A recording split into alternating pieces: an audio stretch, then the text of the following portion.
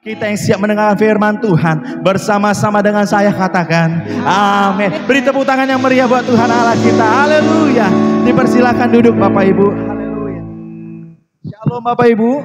Shalom. Kita percaya penghormatan hanya kepada Tuhan Sang Juru Selamat. Bapak Ibu, berulang kali saya mengatakan dan saya harus menyatakan sesuai dengan firman Tuhan dan lagu yang kita nyanyikan, sesungguhnya penghormatan kita yang terbesar hanya kepada Yesus. Katakan amin. Pak, Bu, saya tahu dan Tuhan tahu Bapak Ibu ada persoalan. Tetapi persoalan itu tidak akan mematahkan semangatmu ketika disuruh mengangkat tangan. Bahwasanya engkau berserah kepada Tuhan, maka Allah yang besar akan turun tangan menjawab saudara. Katakan amin. Ya, ini penting Bapak Ibu.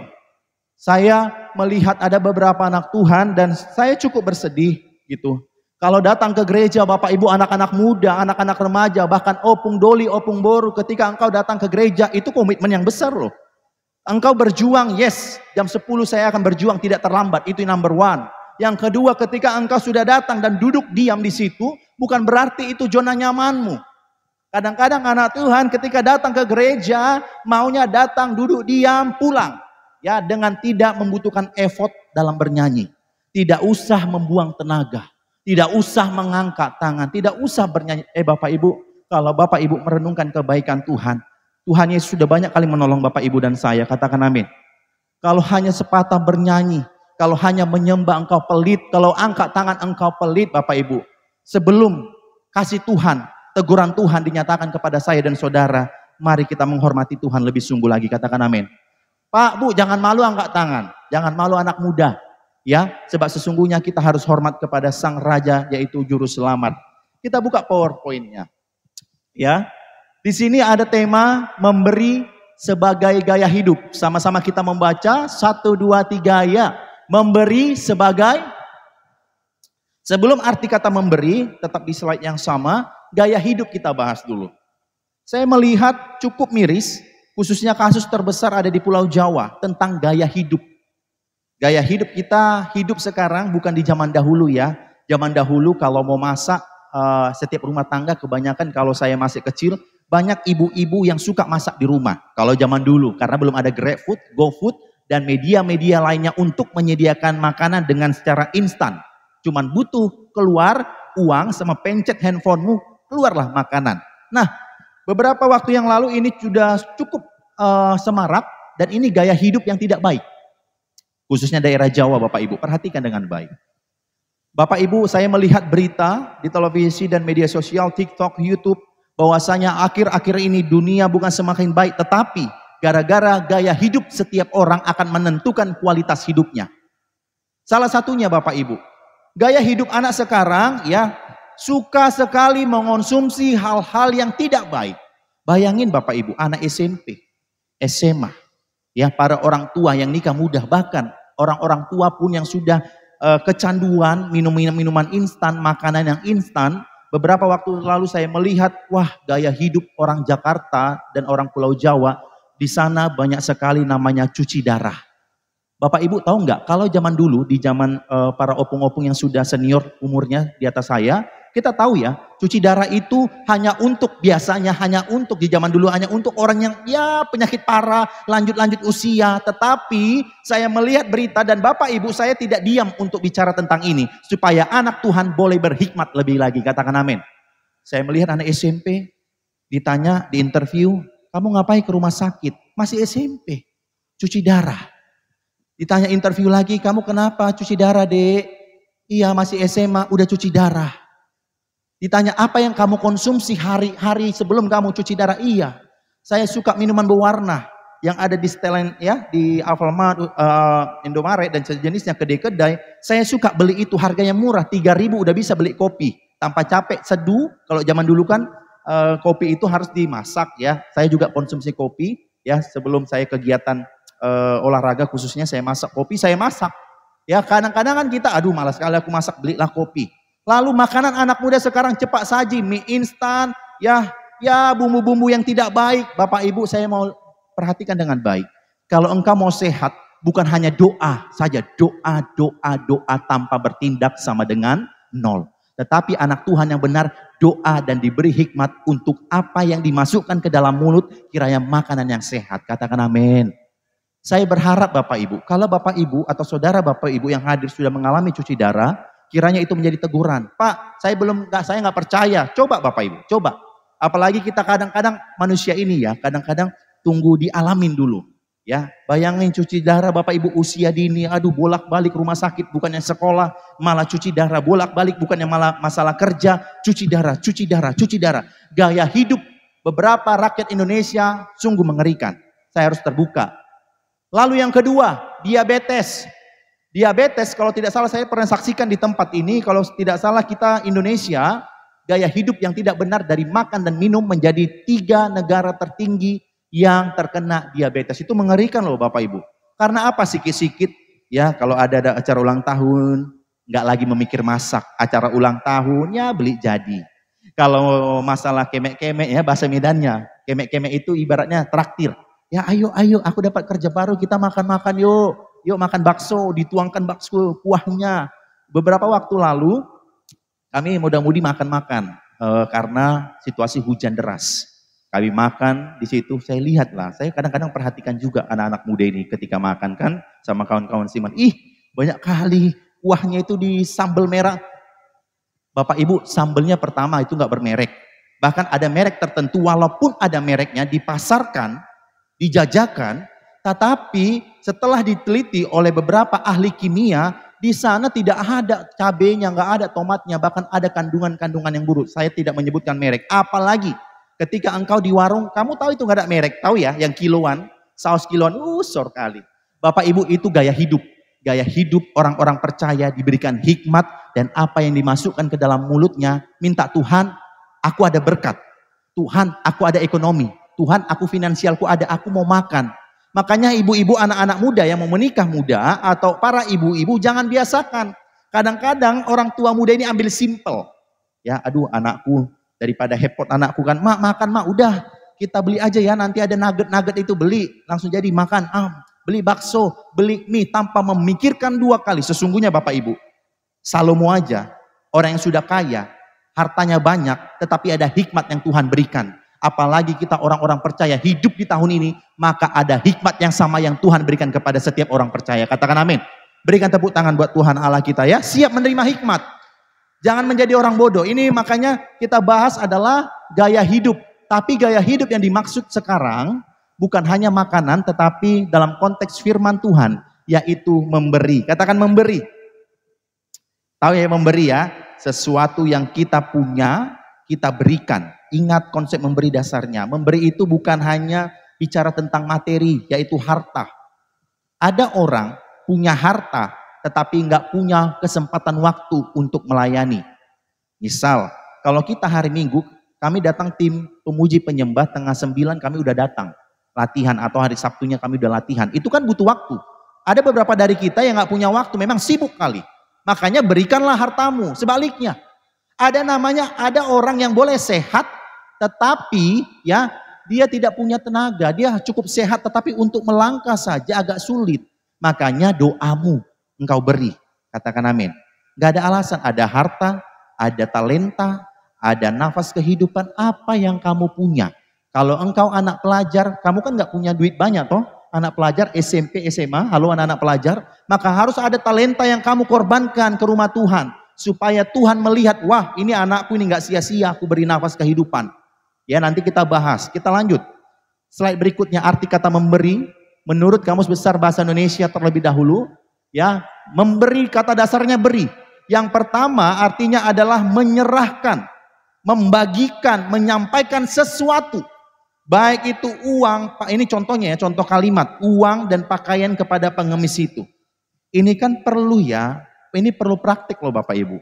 Kadang-kadang kita nggak butuh teori, kita perlu teori tapi harus ada praktiknya. Saya udah pernah contohkan, kadang-kadang ya Tuhan itu kadang unik sekali. Ya, saya udah bolak-balik mengatakan, jikalau engkau ada melihat orang susah, lalu ada tergerak sedikit hatimu tergerak, beri. Udah beri aja. Maka engkau akan lihat perbedaan ketika engkau digerakkan Tuhan beri kepada orang terlantar, orang pengemis, orang yang meminta-minta karena cacat fisik, berilah maka engkau akan lihat betapa Tuhan menyertai engkau dan saya. Nah, ini kata arti memberi, menyerahkan. Yang kedua, menyediakan, ya, menyediakan atau melakukan. Contohnya, ya, dia berkewajiban membersihkan kandang, ya, dan baik itu makan kambing dan pertolongan. Jadi ada namanya memberi, arti kedua itu menyediakan.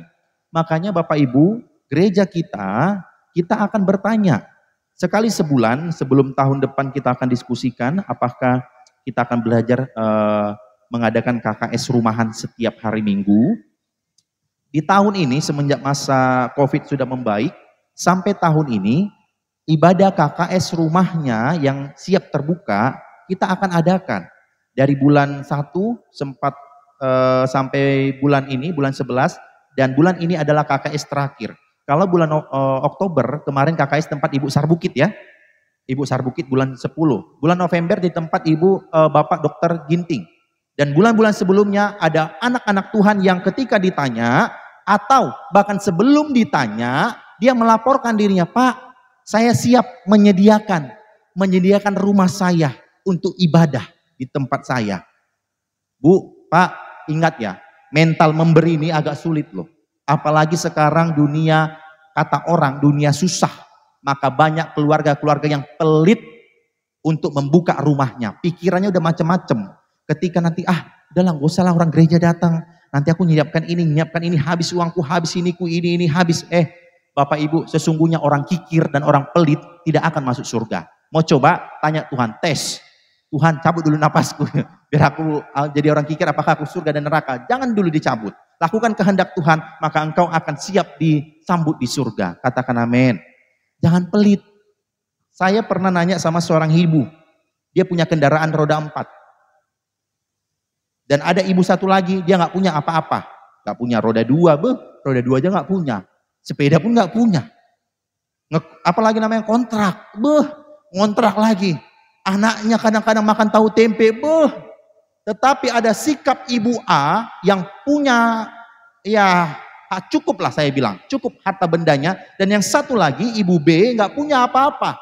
Tetapi ketika saya tanya, Bu, bersedia nggak rumah ibu? Pak, sedia nggak Pak rumah Bapak dibuat ibadah KKS, namanya kebaktian kelompok sel. Lalu datang ibu yang sudah mapan ini berkata, aduh maaf lah, aku kan nggak ada lagi suaminya. Gak ada lagi penghasilanku, gak ada penghasilan. Mau nokoi hamba Tuhan dan nokoi Tuhan lagi. Double dosanya Bapak Ibu. Ya langsung, udah saya gak mau maksa. Sebab berkat itu kepada orang yang tulus hati. Katakan amin. Oh usah. Udah Bu, saya jumpai Ibu B.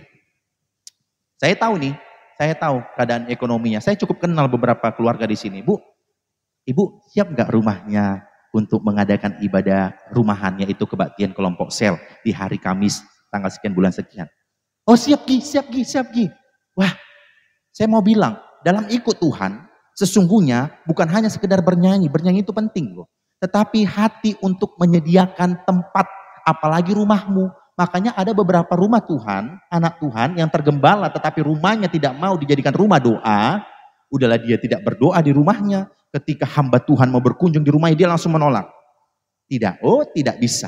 Tidak bisa Pak Agi, rumah saya sempit, ukuran 3x3. Bapak Ibu, dengar. Kalau rumahmu sempit, nggak apa-apa. Padatan kita. Ya, nggak apa-apa. Saya senang ya, sebelum saya pernah menghadiri ibadah KKS, kami itu sempit-sempitan. Bahkan ibadah KKS itu di rumah orang tertentu, keluarga ini, kami sampai di halamannya, duduk di halamannya, karena dalamnya udah penuh. Ruang tamunya ya kecil Bapak Ibu. Tetapi sukacita dalam bernyanyi kami di rumah itu akan ada berkat bagi keluarga itu. Katakan amin. Tapi kalau engkau malas ditunjuk, saya kan gak tergembala. Bapak Ibu sekali lagi, ibadah rumahan bukan hanya yang tergembala, yang simpatisan, yang datang ke sini pun kalau engkau siap tahun depan 2025 mau rumahnya jadi tempat doa, tempat memuji Tuhan kepada orang-orang percaya, sodorkan dirimu. Pak, saya siap rumah saya. Tapi mohon maaf Pak ya, nanti kalau ada panas-panas nggak apa-apa, lebih hangat, lebih hot. Tempat rumah saya nggak apa-apa. Nggak apa-apa. Maupun itu nggak ada asbes, cuma seng doang. Nggak apa-apa. Baik kali ya. Bahkan ada seorang ibu karena dia tahu rumahnya itu ketika hujan banjir. Ya, saya pernah mendengar ini dari jemaat kita. Lalu beliau begini, Pak, ini kan musim hujan. Dalam seminggu ini hujan turun. Saya bukannya nggak bersedia, Pak, di rumah saya. Cuman karena banjir, Pak, kan nggak gimana, Pak ya, takut banjir. Jadi ibu ini takut banjir, iya juga gitu. Jadi menurut ibu bagaimana? Saya tanya, Pak, ibadahnya di gereja, tetapi saya sebagai tuan rumah, Pak ya. Oh nggak apa-apa, puji Tuhan. Saya bilang, yang penting ibu nggak punya mental pelit. Mental pelit ini Bapak Ibu susah kali. Bahkan ya, orang pelit ini aduh sukar kali dalam masuk surga. Makanya Bapak Ibu, kamu harus menyediakan tempat, baik itu kosmu. Bahkan tahun lalu ada 2 pemudi yang sepakat dia ngekos. Ya, dia mengajukan KKS. Bang, kami KKS bulan ke ini tempat kami aja ya Bang. Jadi dia antara pemudi A, pemudi B bersepakat, beriman. Kosnya dijadikan tempat pujian penyembahan bagi orang-orang percaya. Saya bangga. Kami naik ya ke lantai 2 kosnya. Ya, sebenarnya kos tempatnya itu menjadi tempat kerja, tetapi udah diizinkan sama bosnya, dan bosnya puji Tuhan, mungkin mereka mendoakan kali ya, karena kan saya bilang kalau kita lagi bekerja, berdoa kepada pemimpinmu. Singkat cerita, pemimpinnya izin, kita beribadah di situ, wah puji Tuhan, ada sukacita berbeda ketika rumah orang percaya diisi dengan pujian penyembahan, haleluya. Tetapi kalau engkau menolak, sesungguhnya gersang Bapak Ibu. Kadang kalau di WA, Bu boleh kami datang ke rumah ibu untuk mengunjungi. Oh maaf Pak, ada lagi seorang lain, maaf Pak saya nggak bisa, aduh nggak bisa, terus minggu depan nggak bisa, bulan depan nggak bisa, udahlah. Dalam nama Tuhan Yesus berkatilah ibu ini. Nah makanya penting sekali mental memberi, yaitu menyediakan tempat. Katakan menyediakan. Yang ketiga memperbolehkan, mengizinkan. Ya, ini kan memberi. Kalau bicara tentang memperbolehkan, Bu, Pak, kalau engkau punya anak, kegiatannya itu kegiatan gereja, kegiatan kerohanian, izinkanlah Bu. Ya, perbolehkanlah dia. Pak, kadang ada anak cerita begini kepada saya. Saya cukup dekat kepada anak-anak, baik anak sekolah minggu kepada orang tua, dan saya masih menemukan ada orang tua yang agak salah dalam menentukan sikap. Bilang begini, dan saya selalu bilang, Nak, contoh, ada kasus. Pak, izinlah anakku mau ke gereja. Ma, izinlah aku mau ke gereja. Datang orang tua yang gak usah lah ke gereja. Tadi pagi udah yang ke gereja. Ngapain ke gereja sore hari? Contohnya sore hari ini kan ada ibadah. Ngapain ke gereja? Nah, Bu, Pak, kalau anakmu bisa kau izinkan pulang malam jam 10, kalau nongkrong, kuliah dan lain-lain, kenapa enggak kau izinkan anakmu? Kenapa enggak kau ajak anakmu, engkau dorong anakmu untuk ke gereja? Ya, perlu namanya komunitas rohani supaya pertumbuhan. Justru kami ya, Bapak Ibu, saya menjadi bukti nyata, benarlah firman Tuhan, kalau kita bergaul kepada orang fasik, maka kita akan menjadi fasik kelakuannya. Saya dari kecil sampai SMA, mama saya termasuk disiplin untuk memilih pertemanan. Karena dulu sebelum bus-bus ini ada, sebelum Hosana yang di depan ada, banyak teman-teman saya itu ya mulutnya kalau bergaul, nama binatang, nama bodoh kau bla bla bla bla bla, jorok kali. Lalu waktu kecil mama saya cukup tegas, apalagi malam minggu, malam Sabtu kan, nggak boleh keluar. Suatu ketika saya keluar, namanya pun anak-anak kan suka main alip brondok gitu kan, peta umpet namanya. Kalau Medan alip brondok gitu kan.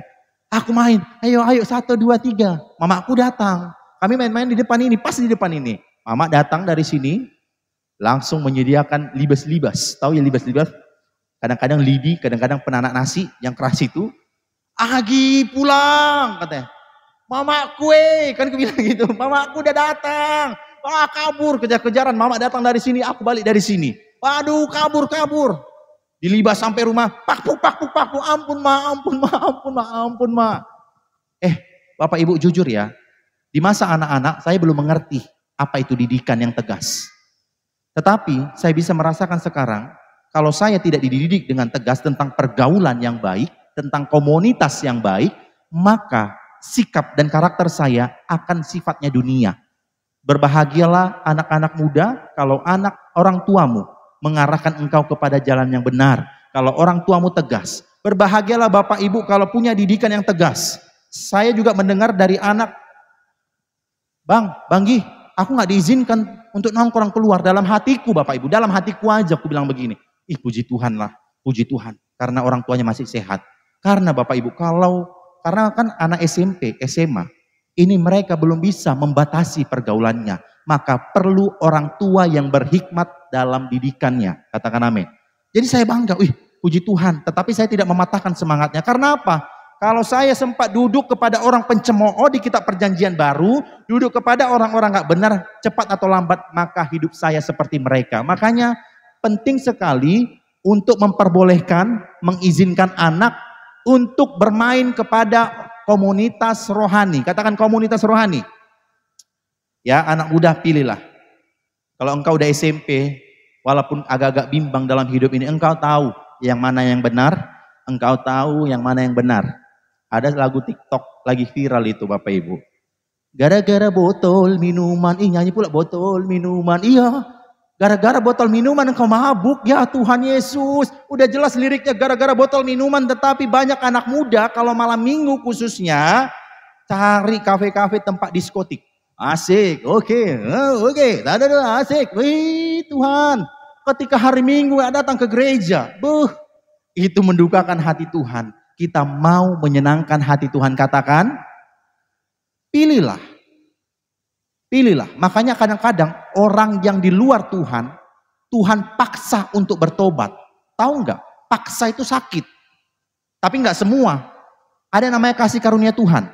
Ada orang yang dahulunya anak muda, mabok-mabokan, suka main perempuan, judi-judi dan sejenisnya, dipaksa Tuhan untuk bertobat dan proses paksaan itu sakit.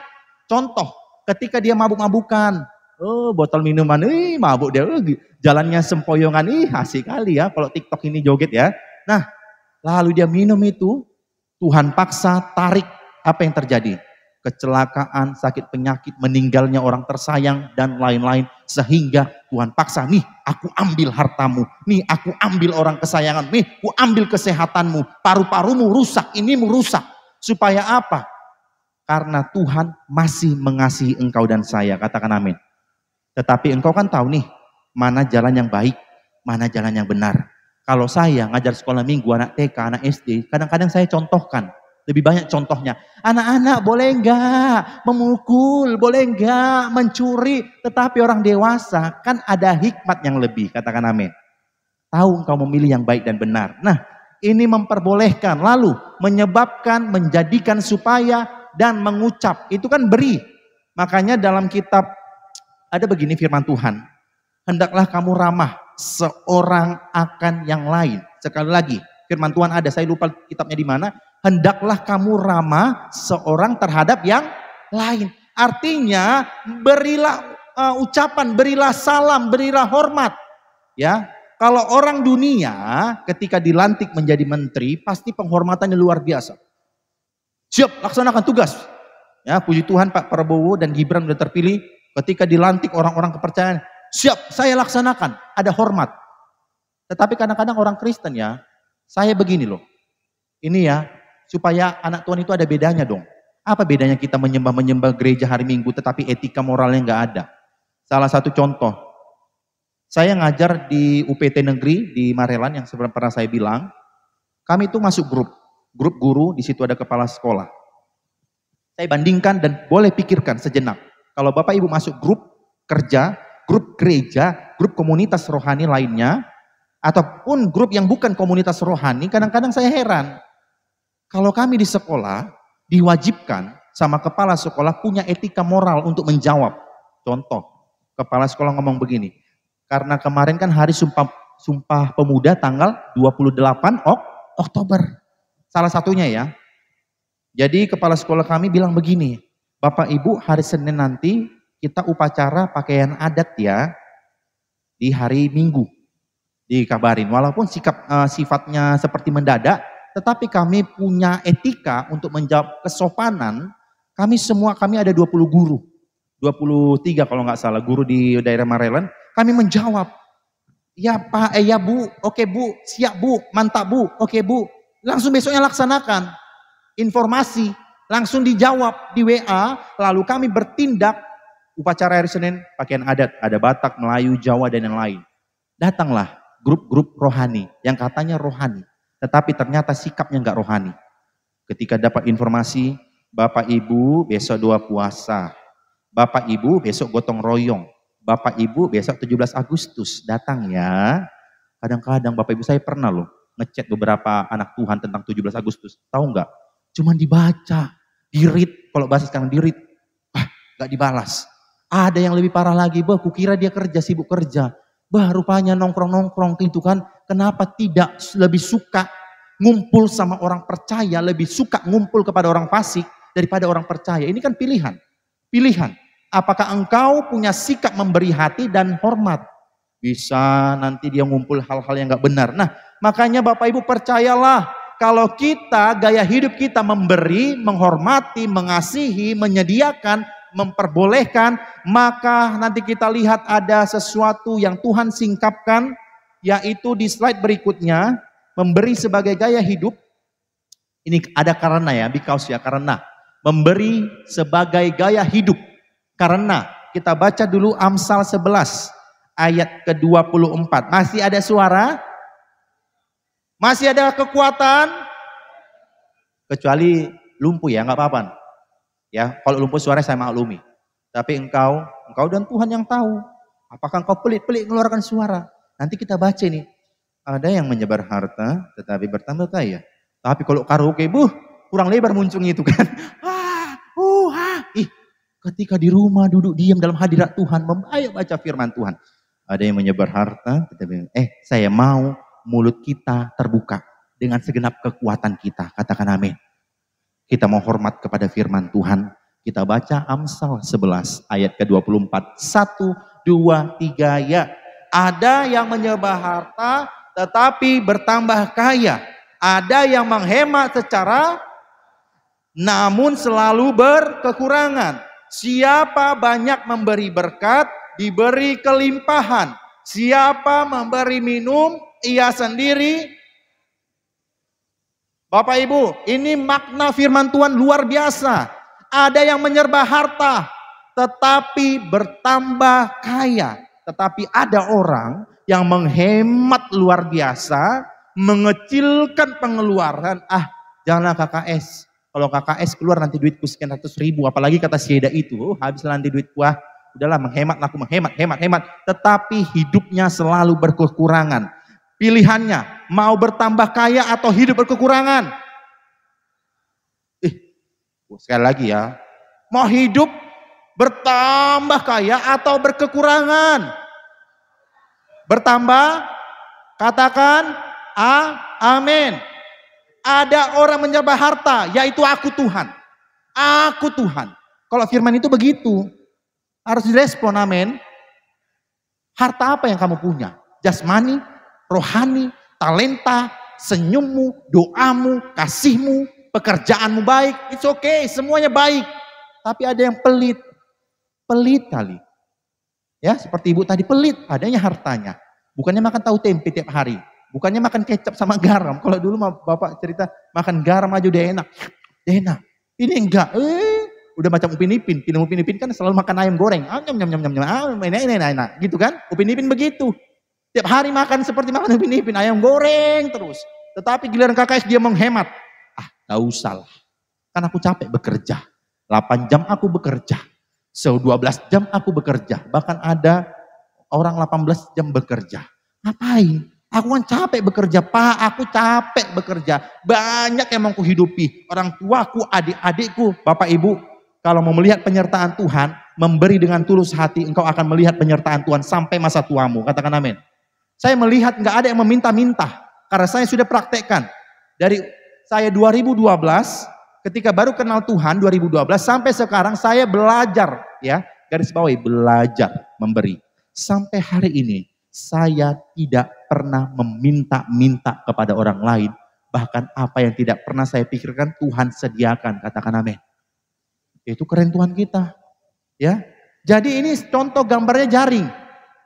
Kalau kami dunia perikanan, saya sebelum master pendidikan agama Kristen S1 sama S2-nya, saya sempat kuliah terlebih dahulu S1 perikanan. Bapak Ibu, kalau teori perikanan, kalau jala itu, tahu ya jala, jaring itu, ya semakin lebar jaringnya, kesempatan ikan yang tertangkap semakin banyak. Tidak ada ceritanya kecil jalamu banyak dapat ikan, tidak ada. Ya, besar jaringmu kau tebarkan serap, yang kamu tarik peluangnya lebih banyak. Sama seperti orang percaya, semakin banyak engkau memberi, nanti kita baca. Semakin banyak engkau memberi, semakin banyak nikmat kebaikan Tuhan yang kamu akan terima. Katakan. Katakan. Amin. Bertambah kaya, ingat ya, nggak ada batasan. Firman Tuhan tidak ada tertulis, ya di situ nggak ada tertulis seperti ini. Ada yang menyerba harta, yaitu kolong merat, ya orang-orang kaya, pekerja PNS, bla bla bla bla bla, lalu dia bertambah kaya, nggak ada. Firman ini berlaku apapun profesimu, apapun kegiatanmu. Ini berlaku bagi orang-orang percaya. Katakan, amin. Bertambah kaya. Makanya saya heran. Kadang-kadang orang, kita dengar firman Tuhan ya Bapak Ibu. Kalau engkau dan saya ditegur, yes Tuhan. Dalam hati yes. Yes. Tuhan tolong, Roh Kudus mampukan. Jangan jugul ya. Ada kalau bahasa Bataknya jugul itu mengeraskan, jugul baut gitu kan. Ih keras sekali hatinya. Ih keras sekali hatinya ya Tuhan.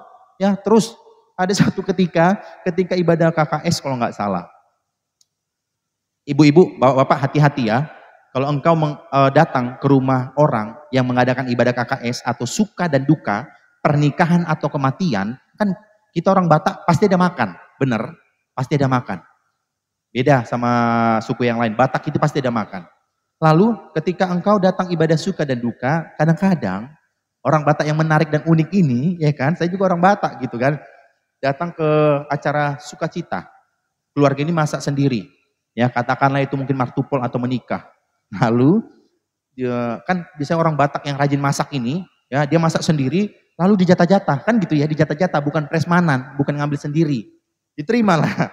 Saya dengar itu beberapa orang percaya dari kuping saya, dia terima, dikit kali B2-nya, saotik, segini cuma nasinya sebelanga, ya sebelang, Bapak Ibu. Ya, jangan begitu, jangan langsung menghakimi. Kalau itunya berkat Tuhan kepada keluarga ini, terima dengan ucapan syukur, katakan amin. Kadang-kadang anak Tuhan ini, ya udahlah tuan rumah merelakan hatinya, kadang-kadang kita digosipin. Lihat lagi, nasinya banyak kali setumpuk, menggunung, ikannya cuma segini. Udah habis dulu nasi ikannya daripada nasinya. Habis, nggak mungkin aku makan nasi ikan gitu, jadi terbuang lah kan. Bapak Ibu, saya mau bilang, kalau ada kasus seperti itu, kita nikmati dengan ucapan syukur. Makasih Tuhan. Tidak ada kata silap. Bahkan apa yang kumakan hari ini, itu semua atas seizin Tuhan. Katakan amin. Jangan masuk kuping saya karena Tuhan. Udah nikmatin aja, anggap aja. Ya baik kali Tuhan. Berkatilah rumah ini. Berkatilah keluarga ini yang menyediakan acara ini. Katakan amin. Itu praktek nyata ya. Jangan menggosip lagi. Nengok ada. Pelit kalinya dia. Nggak usah kau campur aduk. Tidak, kan gitu. Udahlah ini berkat Tuhan sama kita. Itu pun walaupun lauknya sedikit kau bungkus juga. Nyeda, kan kau bungkus. Kau banyak kali sakakmu eda. Katanya sedikit kau bungkus juga. Kau palas masukkan 2 porsi lagi dah. Iya Tuhan Yesus. Ini kan kadang-kadang. Ini contohnya yang harus kita terapkan. Nah makanya ya menebar jala. Sama seperti petani. Ini benih ya. Benih itu ditabur. Kalau petani. Makin banyak kamu tanam benih, makin banyak hasilnya. Makin dikit lah. Contoh, kami itu di rumah, kami bangga sih. Mama saya ini orangnya suka bercocok tanam. Salah satunya cabai.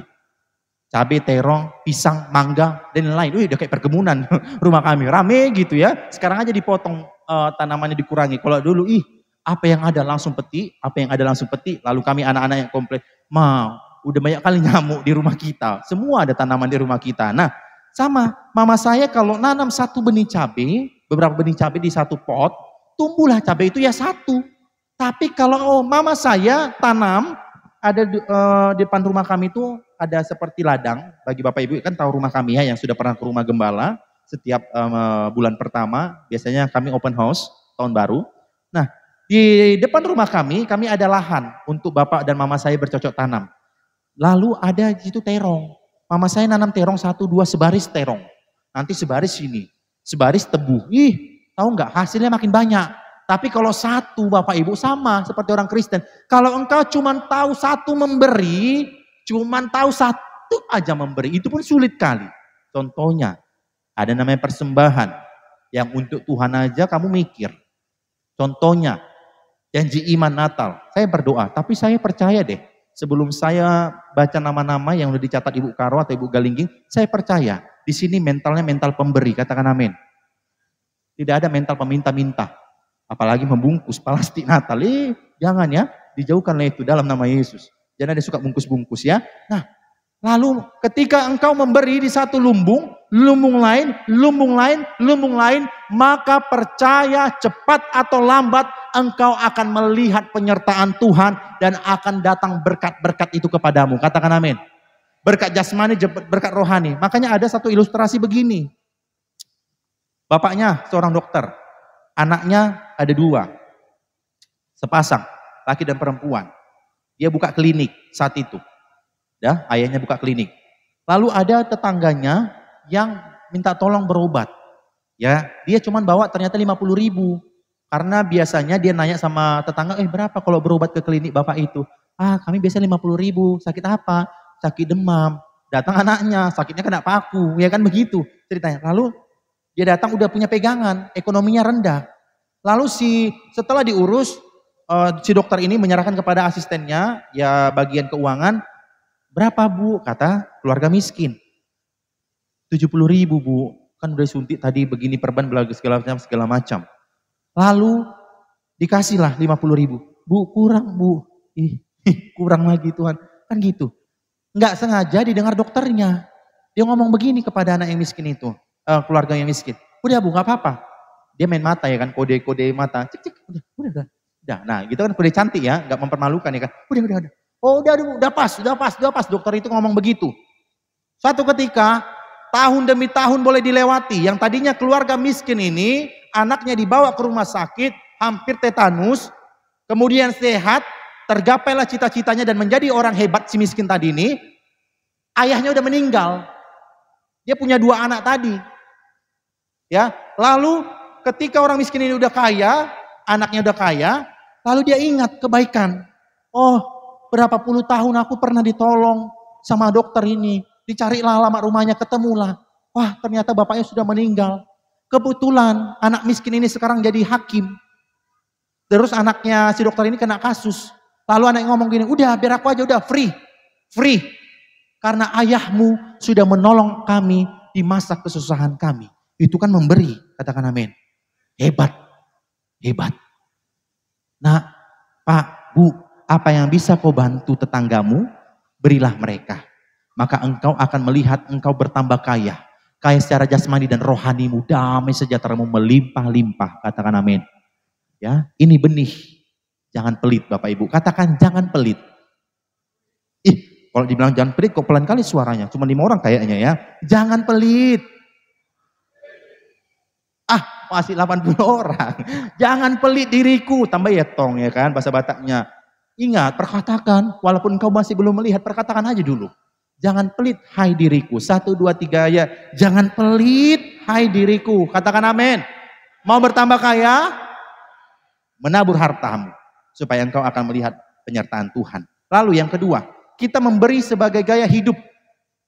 Ya. Ini ada namanya pemberian yang tidak menyenangkan Allah. Bapak Ibu, gak semua loh pemberian. Saya menyampaikan di awal aja, memberi itu baik. Tapi ada beberapa hal yang menurut Alkitab, menurut Tuhan berkata kepada Paulus nanti. Kita baca. Salah satunya ini. Matius 6 ayat 2. Yaitu pemberian yang tidak menyenangkan Allah untuk membuat orang lain terkesan. Kita baca dulu Matius 6 ayat 2 dengan suara yang kuat. 1, 2, 3 ya. Jadi apabila engkau memberi sedekah, janganlah engkau mencanangkan hal itu seperti yang dilakukan orang munafik di rumah-rumah ibadat dan di lorong-lorong. Supaya mereka dipuji. Aku berkata kepadamu, sesungguhnya mereka sudah mendapat. Bapak Ibu, ada orang memberi. Bahkan ada gereja-gereja yang melakukan doktrin untuk orang lain terkesan. tanpa menyebutkan nama gereja. Puji Tuhan gereja kita, kalau saya terima, mungkin di minggu depan atau berapa minggu ke depan kita selalu tampilkan nama-nama memberi. Tetapi ingat, gereja ini tidak pernah menampilkan nominal yang kamu beri. Kalau orang lain, gereja lain, kadang-kadang firman Tuhan ini seperti itu. Supaya mereka dipuji orang. Supaya dipuji orang. Bahkan ada gereja mengadakan, seperti lelang dunia. Ini anggur perjamuan contoh lah ya. Siap kita mulai dari 0 rupiah. Kayak udah lelang motor Bapak Ibu. Sekian. Kadang-kadang di warta gereja tertentu saya lihat. Saya juga kan mengunjungi gereja yang lain. Keluarga sekian juta. Keluarga sekian ratus ribu. Keluarga ini puluhan ribu. Untuk apa? Untuk membanggakan dirimu. Ketika engkau memberi sekian juta, lalu engkau membuat orang lain terkesan. Naiklah pundakmu, naiklah bahumu, dan engkau berjalan begini. Aku kan nih kerja di pemerintahan, aku orang hebat. Bapak Ibu, puji nama Tuhan. Gereja ini tidak pernah menampilkan nominal dari pemberian Bapak Ibu. Katakan amin. Ini salah satunya secara psikologi supaya mereka dipuji orang, tetapi anak Tuhan yang sudah memberi dan akan memberi janji iman supaya kita tidak dipuji orang. Katakan, pujian sejati yang kita terima dari Tuhan. Oh, ini anakku. Ini anakku. Engkau berhak mendapat bagianku. Maka Tuhan akan memberikan berkatnya kepada engkau orang yang tulus hati. Haleluya. Nah ini, makanya ada pemberian itu gak berkenan. Makanya di kitab lain, kalau nggak salah begini. Kalau tangan kananmu memberi, tangan kiri tidak tahu. Kalau engkau mau memberi seseorang, kalau bisa jangan memberi di tengah-tengah keramaian. Contoh, ketika pulang ibadah masih ramai kali nih, ya langsung kamu memberi dengan suara kuat supaya bangga gitu kan. Eda, shalom Eda, selamat hari Minggu, hati-hati di jalan. Tapi kan dengan mulutnya lebar, pakai kacamata hitam, mengkilat lagi. Eda, bilang ngomong begini, Eda, kalau bisa begitu ngomongnya. Eda, aku habis dari Yerusalem Eda, karena anakku Eda.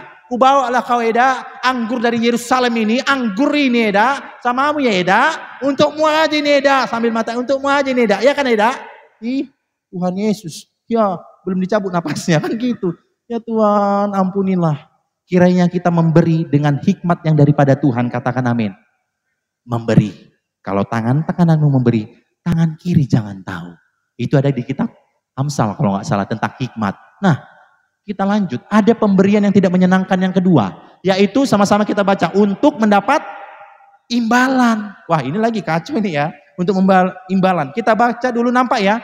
Ini agak panjang, jadi tulisannya agak kecil. Bagi Bapak Ibu yang tidak kelihatan, boleh lihat handphonenya atau Alkitabnya. Di Lukas 14. Lukas 14 ayat yang ke-12 sampai yang ke-14. Ayat 12 saya, Lukas 14 ayat 12, ayat genap saya, Bapak Ibu ayat 13, nanti di ayat 14 kita bersama-sama. Demikian firman Tuhan. Lukas 14 ayat ke-12.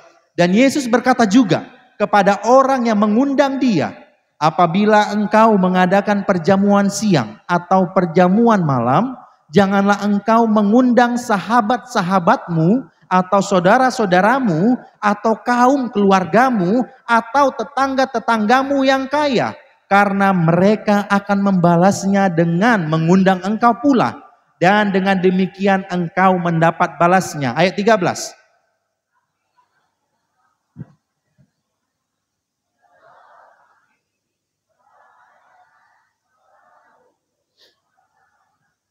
Ayat 14, 1, 2, 3 ya. Dan engkau akan berbahagia karena mereka tidak mempunyai apa-apa untuk membalasnya kepadamu. Sebab engkau akan mendapat balasnya pada hari kebangkitan orang.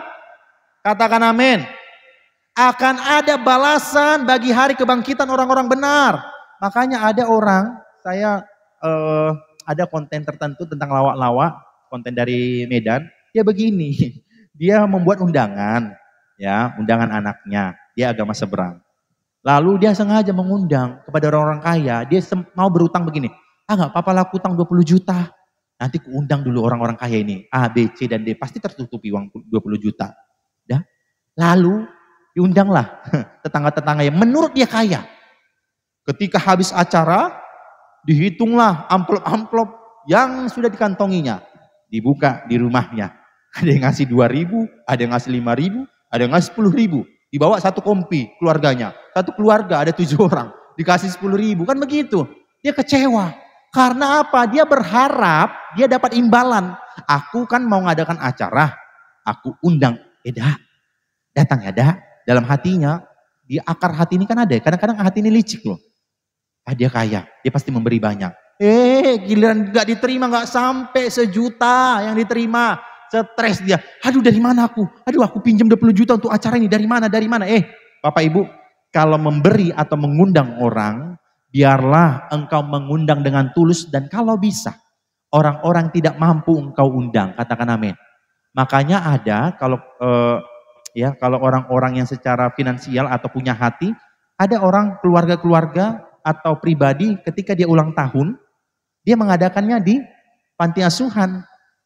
Dia mengadakan di panti jompo. Selamat ulang tahun. Karena apa? Atau ucapan syukur. Katakan ucapan syukur. Dia mengadakan di panti jompo. Atau anak pertama, kerjaan pertama dan lain.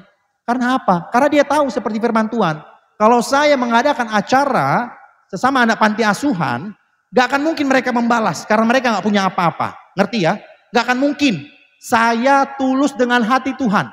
Ketika rumah saya untuk tempat ibadah tadi, kalau saya menikah, kalau saya ada duka, saya memberi ini dengan tulus, enggak neko-neko. Katakan amin. Makanya pikiran jahat kan, kalau kita ulang tahun, ya, apalagi ini edak meredak ini kadang-kadang setangga ini sebaris ini kadang-kadang agak ngeri-ngeri sedap. Ketika anggaplah saya keluarga A, ini ada edak B, undanglah anakku, undang anaknya. Datang ya, anakku menikah. Dah selesai. Ibu B ngundang ibu A. Datang ya, anakku mau menikah. Lalu sama-sama menghadirinya. Ketika si A, ibu B tadi menghadiri anak A, dilihat amplopnya dicatat. Dari keluarga B, pemberiannya sekian. Nah, ini dicatat nih dalam hatinya. Ketika orang lain datang ke acaramu, memberikan persembahan dan menulis nama, ya, lalu dilihatnya, ya, aku berapa bulan yang lalu anaknya menikah, aku kasihnya 50.000. Datang anakku menikah dikasih itu aku 25.000. Awas ya, nanti aku balas, aku ambil semua ini makanannya, awas. Nah ini kan kadang-kadang otak yang licik, ya, Bapak Ibu kami, ya, ayah saya, ibu saya pernah ngajarkan begini, ketika abang-abang saya menikah, terus saya nanya gitu, Mak, kenapa sih? Ketika ada orang memberi, kenapa harus dicatat? Bapak saya bilang begini, kamu harus membalas kebaikan orang selagi kamu bisa. Tetapi ingat, bukan nominalnya, tapi balaslah supaya engkau gak lupa. Ketika suatu hari nanti dia suka dan duka, engkau juga siap memberi. Oh ya juga, kadang-kadang kan kita lupa ya. Kadang kita lupa, bahkan contohlah ketika aku menikah nanti di Medan. Contoh ya, senyum-senyum ya kalau bilang menikah itu ya kan. Contoh, ya, anggaplah Bapak Ibu udah memberi, aku catat. Kalau aku nanti keluar kota, berkeluarga, contoh ya, kadang kan aku lupa, siapa yang hadiri pernikahan. Kadang-kadang itu gunanya buku. Makanya ketika Bang Nando, Bang Welpan nikah, saya lihat, atau Kak Feni menikah, kayak ada catatan. Saya kan ikut juga ya, bungkus-bungkus kado, saya ambil juga kadonya, karena aku menikah. Kak, bagilah aku satu, kan aku kayak gini. Terus ada yang hal aneh, aku lihat, kenapa harus dicatat? Kenapa? Nah, begitulah keterangan, boleh kita catat. Tetapi ingat, jangan perhitungkan nominalnya. Kita bukan hitung-hitungan nominal. Oh kalau si Eda ngasih 50.000, nanti anaknya menikah kasih 5.000. Enggak. Dengan apa berkat Tuhan pada hari itu, berikan seterbaik mungkin. Katakan amin. Ini penting, mental tahu diri, mental memberi. Nah makanya ada orang untuk mendapat imbalan. Tetapi saya percaya deh, kalau kita punya acara suka dan duka, kita mengundang orang lain, kita tidak mengharapkan imbalan. Katakan. Tidak mengharapkan imbalan, katakan. Ada hitung-hitungan. Enggak ya, tulus ya Bapak Ibu ya. Supaya kita berkenan di hadapan Tuhan. So, sekali lagi ya. Kita mengadakan pesta, mengadakan acara supaya tidak mengharapkan imbalan, katakan. Bahkan ada orang-orang, mama saya pernah diundang sama mendiang, saya lupa. Ada keluarga begini, mentalnya luar biasa. Ini acara duka. Dia bilang gini, bahkan acara suka. Bu, gak usah datang bawa kado ya bu. Gak usah bawa apa-apa. Ini berkat Tuhan ada pada keluarga kami. Ibu cuma datang aja, doakan kami bu. Doakan kami. Itu lebih keren lagi, tetapi kiranya hikmat Tuhan menyertai kita semua. Kita ini terus pemberian yang kedua ya. Ada pemberian yang tidak menyenangkan Allah. Yang pertama tadi, membuat orang lain terkesan. Yang kedua, mendapat imbalan. Yang ketiga, untuk seolah-olah membeli keselamatan. Kita baca Mazmur 49 ayat 6 dan ayat 7. Sama-sama saya ayat Mazmur 49 ayat 6, saya ayat 6, Bapak Ibu ayat 7, demikian firman Tuhan. Mereka yang percaya akan harta bendanya dan memegahkan diri dengan banyaknya kekayaan mereka. Tunggu dulu, stop dulu. Yang udah pada haus ya ini, biar ambil minum di belakang. Ya, sekali lagi, Bapak Ibu ayat 48 yang itu. Bapak nampak ya Bapak Ibu, udah gede loh ini. Tapi kalau nggak nampak lihatlah di handphone ya. Mazmur 49 ayat 6, sekali lagi saya membacakan, mereka yang percaya akan harta bendanya dan memegahkan diri dengan banyaknya kekayaan mereka.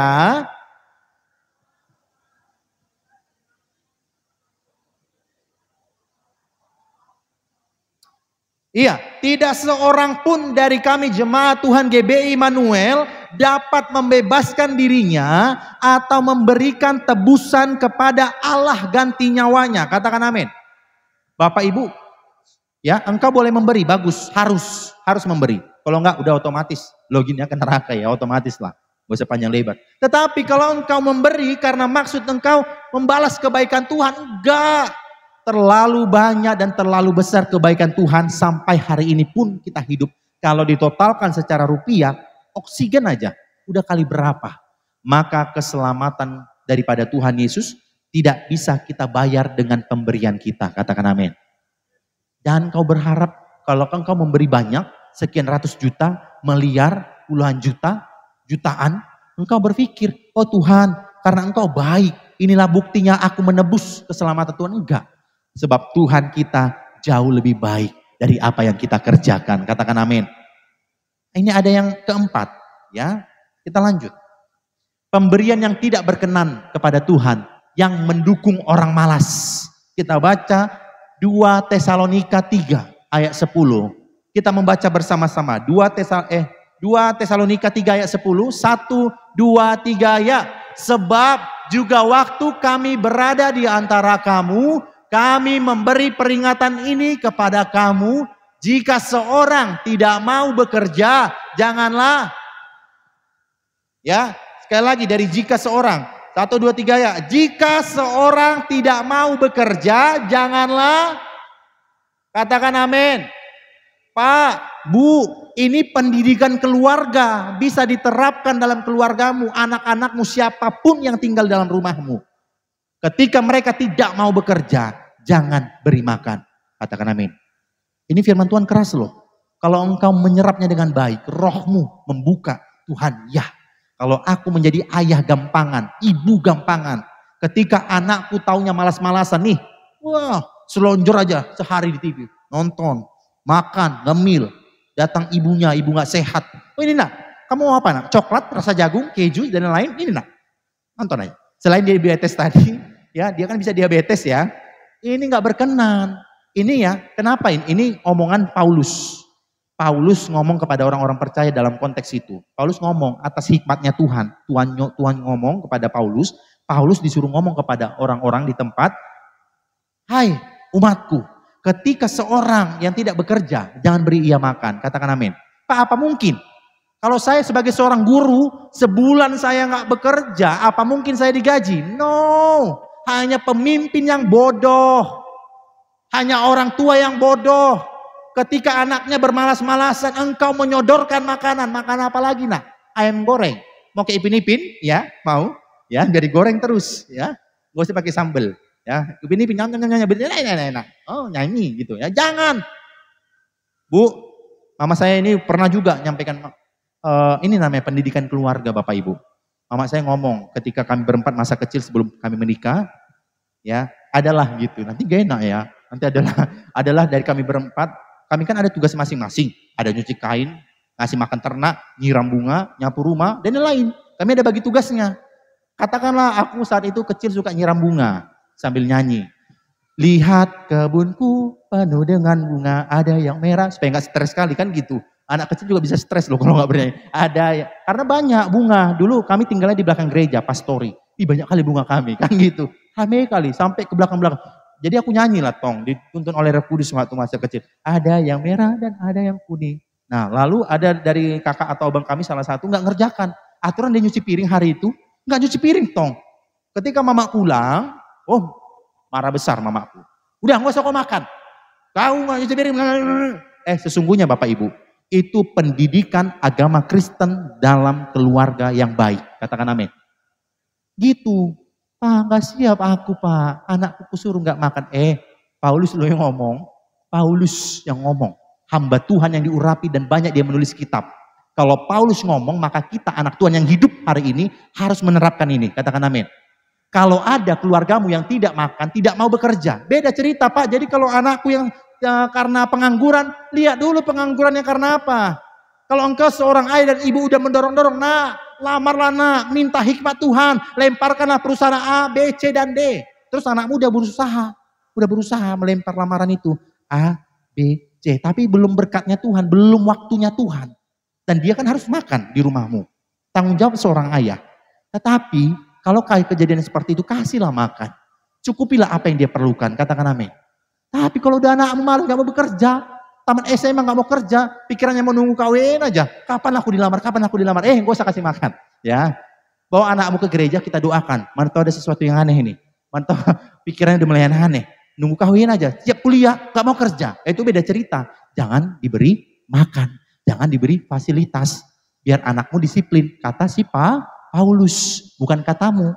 Ini harus kita terapkan. Dan kami pelajari di kampus. Iya, makanya anak-anak dan orang tua yang nikah muda, didik anakmu dengan sekeras sesuai dengan firman Tuhan. Katakan amin. Supaya nggak jadi manja. Sikit-sikit anaknya nggak kerjakan apa-apa. Dari kecil sampai SMA nggak tahu nyapu, nggak tahu nyiram bunga.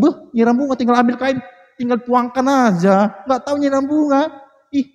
Kalau saya di kos ya Bapak Ibu ya, ada teman saya, ya direndam kain itu 1 hari nggak dicuci. 1 hari lama-lama 3 hari, seminggu. Kadang-kadang kan kalau kain yang direndam itu ditutup atasnya, saya buka, saya iseng kan. Ini kayak ember ini terus berisi, berat terus. Kubuka lah iseng kan. Kubuka embernya, ya ada belatung. Karena udah seminggu nggak dicuci. Saya tanya, kenapa kamu Apara, karena satu marga, kenapa Apara nggak dicuci? Nggak ada waktuku. Terus kayak mana nyuci nih ya? Kayak mana? Ya, kayak mana pula aku bilang nyuci? Kayak mana? Bahasa Medannya, kayak mana kau bilang nyuci? Pertama dari kerahnya, karena kami kan anak perantau, anak kos, tidak tahu namanya laundry. Cuci kerahnya. Mama Lastiro baru situ orang, ini kata mamaku ya, tapi dia udah dididik kami, udah dihajar kami. Cuci kerahnya. Kalau baju putih seperti ini, kerahnya, ujung jari, ujung begini, gitu Par. Gitu ya. Lalu lah, apalagi kau bilang, gak tahu kau nyuci habis itu mau apa lagi. Oh Tuhan gak apa-apa ya Par, kali ini aja ya, tapi mohon didengar dengan baik. Kawanku yang lain, bisa-bisa ke kampus dengan baju yang kusut. Ini juga istri-istri ya, perhatikan. Jangan istri nggak tahu gosok ya, sedikit-sedikit pikirannya laundry. Ada masanya keuangan itu naik, ada keuangan itu turun. Di musim apapun kita harus siap, katakan amin. Musim apapun, itu mental anak baja ya. Ini Apar saya, Par, kayak mana Par? Kami tegur lah beberapa komunitas Kristen, 6 mata. Bajumu kok kusut, melayani kusut. Lalu kami tanya sebab akibat, kenapa itu? Kenapa akibatnya kusut? Karena sebabnya dia nggak tahu menggosok. Par, ya nggak apa-apa sih. Kadang-kadang Tuhan itu menunjukkan pertemanan yang kadang-kadang nggak baik juga. Tetapi selagi aku punya hikmat, aku ajar. Par, kalau kusut tangannya begini lebarkan tengahnya dulu, baru nanti tangannya keluarkan. Gini. Saya contohkan begini. Puji Tuhan. Tahu nggak? Makanya saya mau bilang, anak Tuhan itu punya hikmat. Jangan beri makan kepada anakmu yang tidak mau bekerja, malas-malasan. Ya, ini pemberian yang tidak menyenangkan Tuhan. supaya anak Tuhan punya mental keluarga-keluarga cara mendidik dalam rumah tangga masing-masing dengan hikmatnya Tuhan. Katakan amin. Berikutnya ada yang kelima. Ada yang kelima, pemberian yang tidak berkenan, yaitu yang membuat kebutuhan keluarga terabaikan. Ternyata Bapak Ibu, setelah studi kasus, ada beberapa keluarga taunya memberi kepada orang lain, padahal keluarganya terabaikan. Kita baca dulu di 1 Timotius 5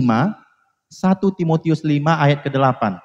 Sama-sama kita membaca 1 Timotius 5 ayat ke-8. 1, 2, 3 ya. Tetapi jika seorang yang tidak memeliharakan sanak saudaranya, apalagi seisi rumahnya, orang itu murtad dan lebih buruk dari... Bapak Ibu, ini ngeri loh. Tetapi jika ada seorang yang tidak memeliharakan sanak saudaranya, kalau engkau punya ayah lanjut usia, ibu lanjut usia, engkau punya kakak beradik, walaupun itu serumah atau enggak serumah, keluarga kandungmu, pisah makan gak makan, tetapi engkau dengan membanggakan diri memberi kemana-mana, komunitas Kristen, STM memberi, Natal sana sini memberi, tetapi adik-adikmu, orang tuamu makan dan minum sesuai dengan firman Tuhan. Ini bolak-balik saya sampaikan, asal ada makan dan minum cukuplah. Ini keluargamu gak ada kata cukup, kurang, bahkan gak makan. Bisa kamu memberi dengan berlimpah-limpah. Bapak Ibu perhatikan, firman Tuhan itu adil, firman Tuhan itu baik. Ketika engkau boleh mendapatkan kasih karunia untuk memberi dimanapun itu. Tapi perhatikan juga keluargamu dan keluargaku. Katakan amin. Jangan sampai gak makan. Telepon adikmu, telepon keluargamu di kampung, dimanapun sekarang berada. Telepon selesai ini. Pak, Ma, udah makan, jujur mama, jujur bapak, jujur deh, udah makan gak kamu? Saya cuma bisa beri, mungkin karena gajimu cukup, saya cuma bisa ngirim makan dan minum yang cukup sesuai dengan firman Tuhan. Gak bisa saya memberikan fasilitas. Motor yang kamu minta gak bisa, laptop dan lain-lain gak bisa. Tetapi saya masih bisa memberikan engkau makan dan minum, minta sama abang, minta sama aku. Gitu ya, anak-anak Tuhan ya. Jangan menjadi orang-orang yang terabaikan keluarganya, kasihan loh. Nah, lalu kita akan menerima pesan firman Tuhan ada 3. Memberi sebagai gaya hidup karena, ya kita baca ini ya dalam 2 Korintus 9 ayat yang ke-10. 2 Korintus 9 ayat ke-10, 1, 2, 3 ya. Ia yang menyediakan benih bagi penabur dan roti untuk dimakan. Ia juga yang akan menyediakan benih bagi kamu dan melipat gandakannya dan menumbuhkan buah-buah. Pak, Bu, anak muda, memberi itu karena Tuhan sudah menyediakan berkat terlebih dahulu. Katakan amin. Tuhan kita gak bodoh. Tuhan kita gak pernah minta apa yang daripadamu kalau gak punya. Tuhan kan gak pernah minta. Misalnya, kamu lagi sakit, gimana kamu mengunjungi orang? Kamu pun sakit, terbaring di rumah. Maka berilah doamu kepada orang yang berduka. Kalau engkau gak bisa memberi dengan hartamu, tenagamu berikan. Maka itulah sesungguhnya, karena kan Tuhan siapkan. Oh, hari ini ada berkat Tuhan, Tuhan beri aku sehat. Saya bisa berkhotbah hari ini. Itulah berkat Tuhan, talenta yang Tuhan berikan. Saya pertanggungjawabkan. Engkau gak punya uang, melayanilah. Kalau engkau karena udah lanjut usia gak sanggup lagi berdiri berlama-lama, berdoalah di tempatmu masing-masing. Berdoalah di rumahmu. Itu juga pemberian yang berkenan kepada Tuhan. Karena engkau masih sehat, itu kan pemberian. Jadi ingat, Tuhan gak minta apa yang gak punya. Tuhan minta apa yang kamu miliki. Katakan amin. Yang kedua, kita baca dulu 2 Korintus 9 ayat yang ke-7. Sama-sama kita membaca 2 Korintus 9 ayat 7. 1, 2, 3 ya. Hendaklah masing-masing memberikan menurut kerelaan hatinya. Jangan dengan sedih hati atau karena paksaan. Sebab Allah mengasihi orang yang memberi dengan, mau memberi dengan sukacita. Sebab Tuhan mengasihi orang yang memberi sukacita. Kalau engkau memberi karena terpaksa, Tuhan benci pemberian. Jujur aja. Gereja ini tidak pernah meminta target sekian. Gereja ini gak pernah minta harus terkumpul dana Natal sekian juta. Maka kita ayo bekerja habis-habisan. Lunaskan itu, enggak. Tapi kamu dan saya memberi dengan kerelaan hati. Supaya Tuhan mengasihi saya dan saudara. Katakan amin. Rela hati Bapak Ibu ya. Jangan terpaksa bawa persembahan. Apa yang kamu punya. Selagi ada pekerjaan, ada penghidupanmu, bawalah ke rumah Tuhan. Maka Tuhan akan singkapkan berkat-berkat dari langit turun tercurah bagi saya dan saudara. Katakan amin. Mau tercurah berkat Tuhan? Yang ketiga, kita baca dulu. pesan Tuhan yang terakhir dalam Amsal 19 ayat 17. Amsal 19 ayat 17. Memberi sebagai gaya hidup karena Tuhan akan membalas perbuatan kita. Kita baca 1, 2, 3 ya. Siapa menaruh belas kasihan kepada yang lemah, memetuangi Tuhan yang akan membalas. Bapak Ibu, kalau engkau tahu ada orang lemah sekitarmu, baik tadi keluargamu, baik orang-orang sekitarmu, baik orang-orang kekurangan, ya, tetapi ingat, kalau dia malas bekerja, badannya sehat, saya tidak setuju dan tidak sepakat kalau dia masih sehat, badannya masih muda lagi. Ya, kami pernah diskusi di mobil. Ada orang peminta-minta, tubuhnya sehat, nggak cacat, nggak pakai tongkat. Kadang-kadang nggak apa-apa juga kalau mereka pakai tongkat, entah itu jujur atau enggak, itu urusan Tuhan. Tetapi kalau kita lihat ada orang di jalan, uji lagi firman Tuhan. Kan udah kita dengar tadi, yang mereka tidak mau bekerja, meminta-minta, punya tangan, punya kaki, masih muda. Ya, apalagi sekarang lagi viral tuh beberapa tahun yang lalu sampai sekarang, gendong anak, sewa anak, supaya ada belas kasihan kepada dia. Padahal anak ini sewa, anaknya sehat. Saya cukup sedih melihat kejadian ini. Jangan beri. Karena kita punya hikmatnya Tuhan, katakan amin. Kalaupun kau digerakkan hatimu, tanya Tuhan, Tuhan apa yang mau ku beri? Nasihat lalu beri uang boleh. Tapi mendidiklah. Makanya siapa menaruh belas kasihan kepada orang lemah, utang Tuhan mencatat loh. Hari ini kamu memberi, hari ini kamu mengasihi orang-orang terlantar, hari ini anak-anak yatim piatu kamu memperhatikan. Nah, ini Natal sekolah minggu, Bapak Ibu. Natal sekolah minggu tahun ini, sama seperti tahun sebelumnya, kita akan mengundang anak-anak panti asuhan. Bagi yang udah pernah hadir orang tua atau wali dari anak-anak sekolah minggu kita, melihat, oh tahun lalu anak sekolah minggu itu dari panti asuhan kita undang ke sini, bergabung dengan Natal sekolah minggu, lalu mereka memberikan persembahan pujian, tarian, semangatnya luar biasa loh. Ya, kalau pemberianmu untuk juga anak itu, dan sama seperti persembahan kita, janji iman kita ini, ingat Bapak Ibu ya, beberapa alokasinya kepada tetangga-tetangga kita kanan kiri yang memang memerlukan kebaikan daripada Tuhan, kita akan beri. Entah itu beras 5 kilo, entah itu minyak, entah itu apa, kita akan kasih tetangga kita. Kita juga mengasihi orang-orang sekitar kita, katakan amin. Jadi pemberianmu dan saya tidak sia-sia. Karena ada ya masing-masing. Akan ada bagiannya masing-masing. Nah, kita baca dulu Lukas 6. Ini ayat yang terakhir, Lukas 6 ayat 38. Sama-sama kita membaca ya, 1, 2, 3 ya. Berilah dan kamu akan diberi suatu takaran yang baik, yang dipadatkan dan yang digoncang dan yang tumpah keluar akan dicurahkan ke dalam ribaanmu. Sebab ukuran yang kamu pakai untuk mengukur akan tabur tuai. Ya, padatkan dulu pemberianmu. Ketika nanti ada goncangan, maka melimpahlah kebaikan Tuhan. Katakan amin. Padatkan dulu. Saya pernah mendengar kesaksian dari salah satu gereja dan ini membuat air mata saya ya berkaca-kaca ketika dengar firman Tuhan. Pada beberapa tahun yang lalu, bukan di Medan, di Pulau Jawa, ada nama pekerjaan ojek payung. Tahu ojek payung, pernah dengar ya? Sekarang mungkin udah agak jarang. Tetapi saya dengar beberapa tahun, ada seorang anak tidak kaya, nah pun ojek payung. Gak kaya. Lalu dia ojek payung datang ke sebuah gereja. Lalu gereja ngomong begini, Bapak Ibu kita akan memberi dengan sukarela untuk orang-orang yang terkena bencana.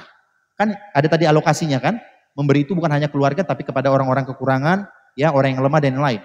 Lalu hamba Tuhan gembala ini ngomong, ayo kita memberi dengan sukarela.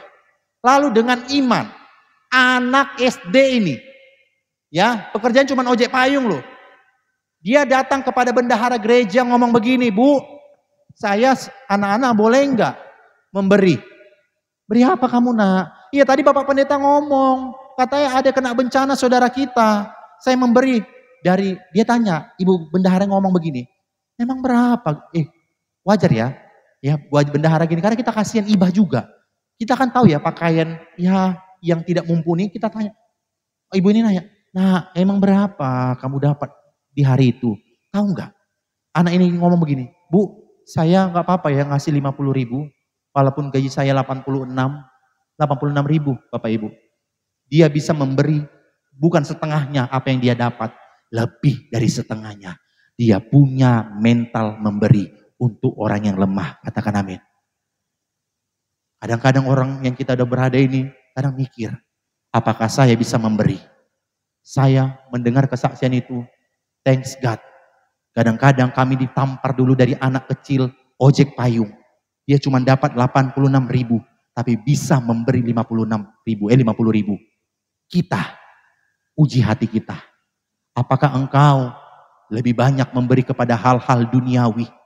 Ketika engkau bukan hanya kepada orang, di dalam hadapan Tuhan aja, engkau menipu Allah.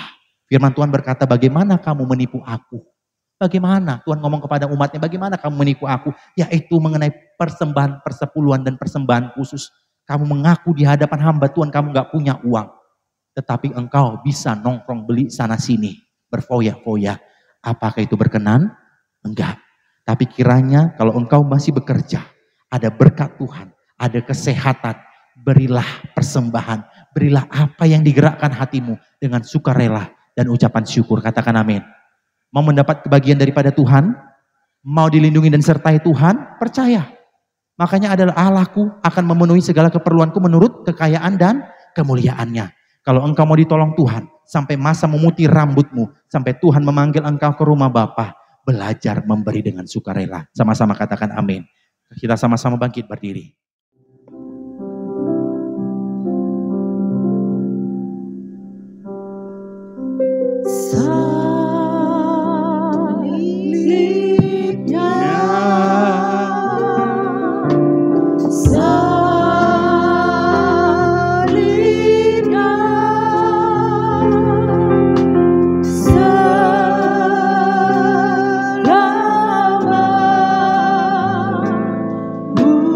Mulia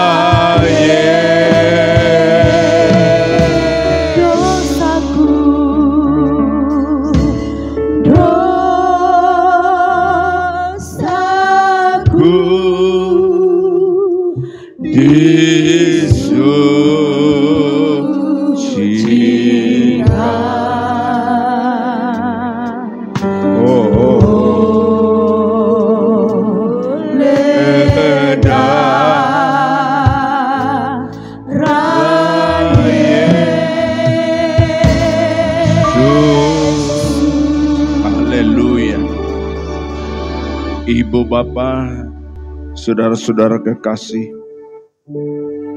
marilah kita memandang kepada korban Kristus. Tubuhnya terpecah-pecah, darahnya tercurah.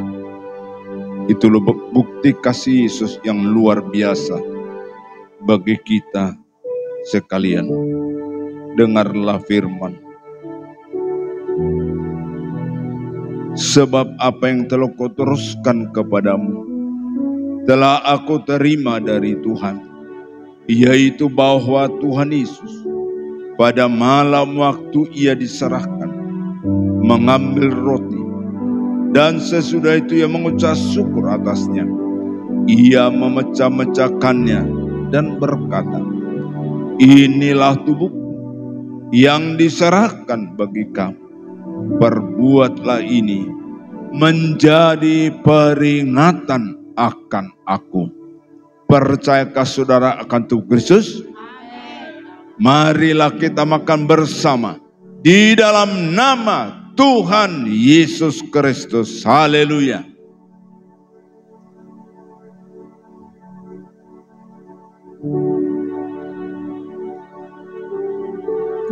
Kami bersyukur kami sudah bersekutu dengan tubuh-Mu.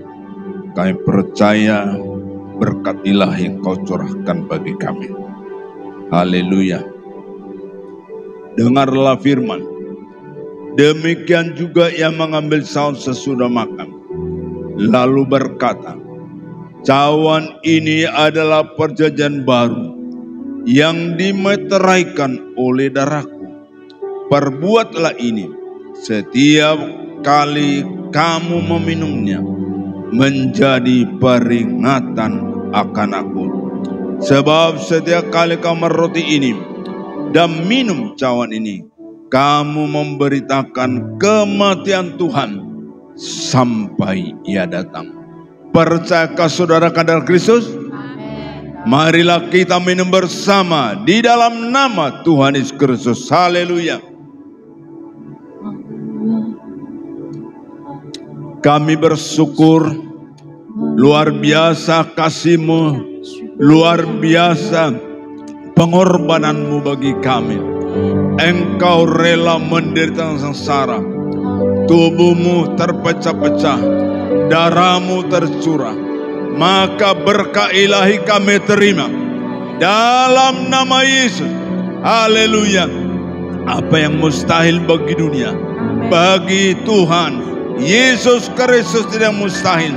Bagi kami tidak mustahil, karena Yesus sudah menyatu dengan kami. Tubuh dan darah-Mu sudah menyatu dengan kami, maka berkat ilahi tercurah. Haleluya, haleluya. Katakan bersama, amin. Dipersilakan dulu.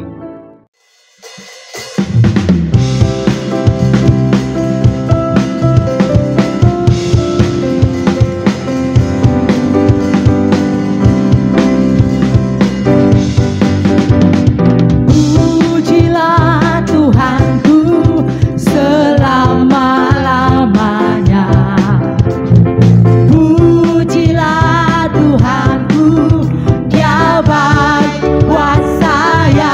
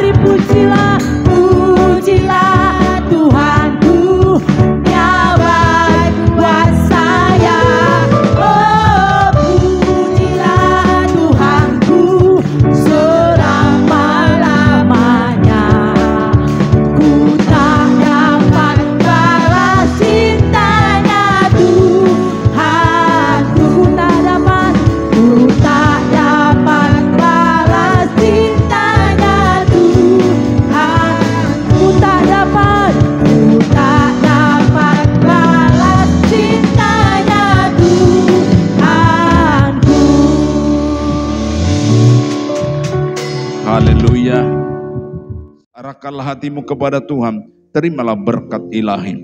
Tuhan memberkati engkau dan melindungi engkau. Amin. Tuhan menyinari engkau dengan wajahnya dan memberi engkau kasih karunia. Amin. Tuhan menghadapkan wajahnya kepadamu dan memberi engkau damai sejahtera. Amin. Di dalam nama Yesus, Gembala Agung Kepala Gereja mempelai pria surga yang kita nantikan bersama. Kiranya Engkau memberkati aku berlimpah-limpah dan memperluas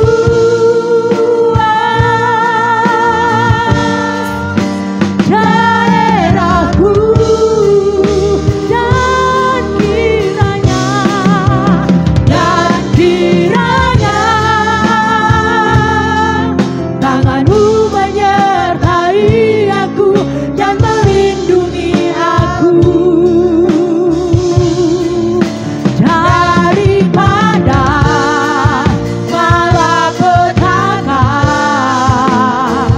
sehingga kesakitan tidak menimpa aku.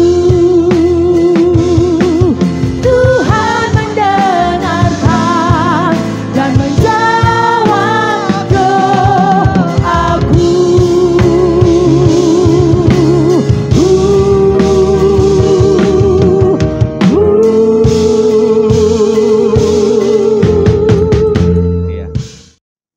Selamat hari Minggu, Bapak Ibu, sampai bertemu di minggu selanjutnya. Tuhan Yesus memberkati kita semuanya.